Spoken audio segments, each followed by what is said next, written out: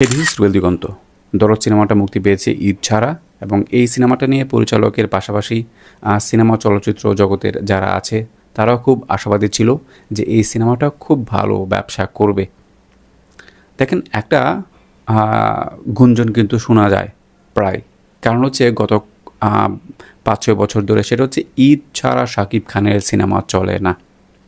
এইটা আসলে কতটুকু যৌক্তিক, এইটা আসলে সময়ের ব্যাপার। দেখেন, দরদ সিনেমাটা ঈদ ছাড়া মুক্তি পেয়েছে, দ্যাটস গুড, কারণ এই সাহসটা অবলম্বন করতে পেরেছে, এইটাও চারটেখানি বিষয় নয়। কারণ ভারত বাংলাদেশ যৌথভাবে পরিচালিত সিনেমাটা, এইখানে বাজেট তুলে আসতে হবে এবং বাজেট তুলে আনতে হবে, এই ব্যাপারটা দরকার ছিল। সেখান থেকে যে পরিমাণ হল থেকে রেন্টাল পেয়েছে দরদ সিনেমাটা, এবং ডিজিটাল রাইটস এবং গান বিক্রিটি সিরিজের কাছে, তারপর হচ্ছে ওটিটি প্ল্যাটফর্ম, সব কিছু মিলিয়ে আসলে এইটার বাজেট কিন্তু উঠে গেছে। এতক্ষণ যারা ভিডিওটা দেখছেন অনেকে ভাবছিলেন যে উল্টাপাল্টা কিছু বলবো, যে আসলে আশানুরূপ ব্যবসা করতে পারেনি, সিনেমাটা ফ্লপ।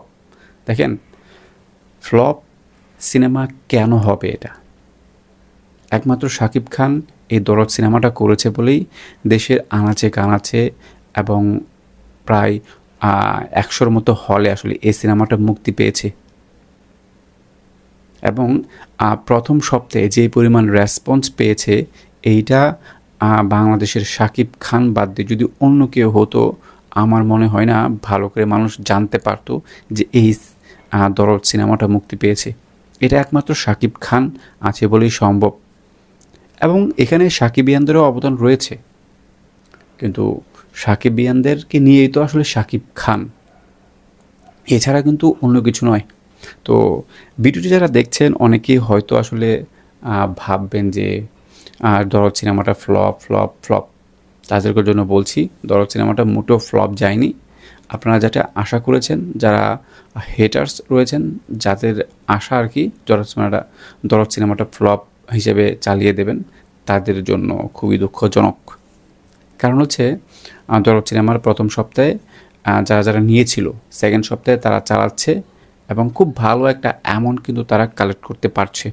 কয়েকটা হলে হয়তো এটা সম্ভব হচ্ছে না। দেখেন, সব তো আর সমান হবে না, হলে তো এটা ইন্ডাস্ট্রি হিট হয়ে যেত, যেমনটা প্রিয়তমা হয়েছিল। আর এখন দেশের যে পরিস্থিতি, এইখানে আসলে একটা সিনেমা মুক্তি দেওয়ার চিন্তা করাটাই তো অনেক বড় ব্যাপার।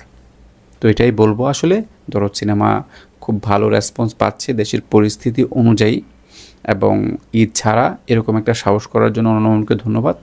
এবং সামনে আরও বড় চমক নিয়ে আসলে শাকিব খানকে নিয়ে অনন্য আসছে।